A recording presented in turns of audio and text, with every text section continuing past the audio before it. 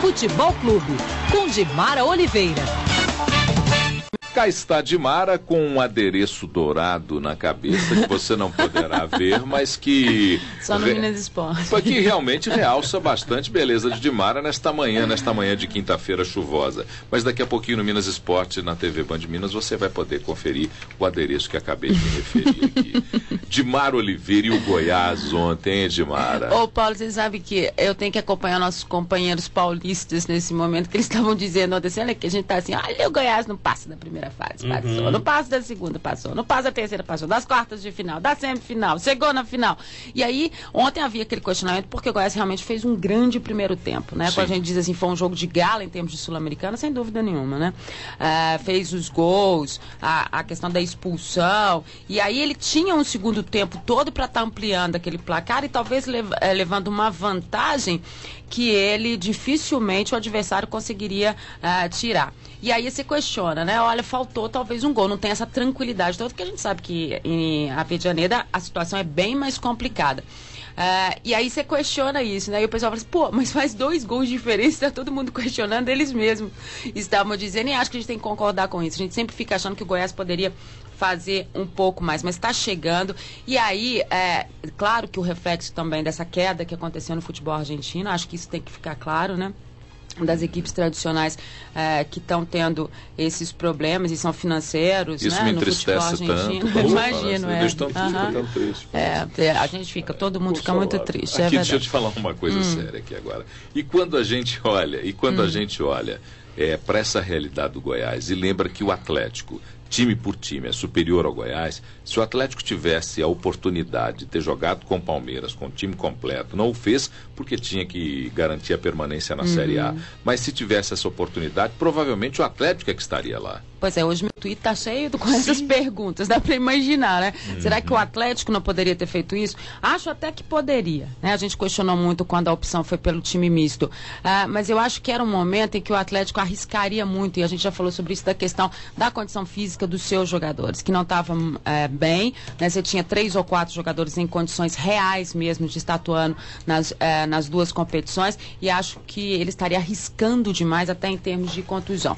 Então, fica difícil da gente dizer depois que passou, né, se a decisão foi a mais acertada ou não. Certo é que o Atlético está livre da questão de rebaixamento, permanece na Série A e tem até a chance de buscar essa vaga na Sul-Americana e o ano que vem disputar de uma forma mais coerente. E Paulo, eu acho que a gente tem que comentar aqui que aconteceu a reunião do Conselho do Atlético para aprovação do orçamento para o próximo ano.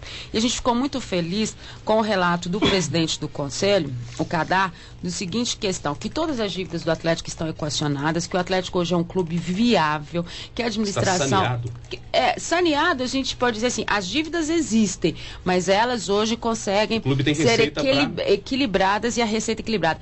Eu acho que a gente, sem dúvida nenhuma, o Atlético teve um campeonato brasileiro muito ruim, mas você chegar no final do ano e poder dizer isso do Atlético, diante de tudo que a gente falou do Atlético nos últimos anos, eu acho que é uma situação em que o torcedor realmente, nesse momento, ele pode vislumbrar o futuro melhor para a equipe. Quer dizer que perdemos então a oportunidade daquela piadinha de dizer que o único título do Atlético era o título protestado no cartório. Acabou.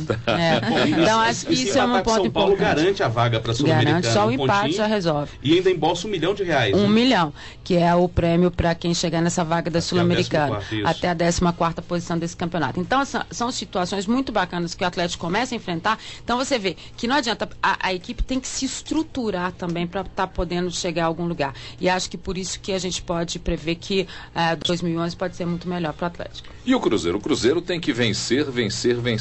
Esse é o hino do Galo, mas o Cruzeiro... Eu acho que eles não vão ficar valendo mas o Cruzeiro vai ter que ganhar e torcer para que...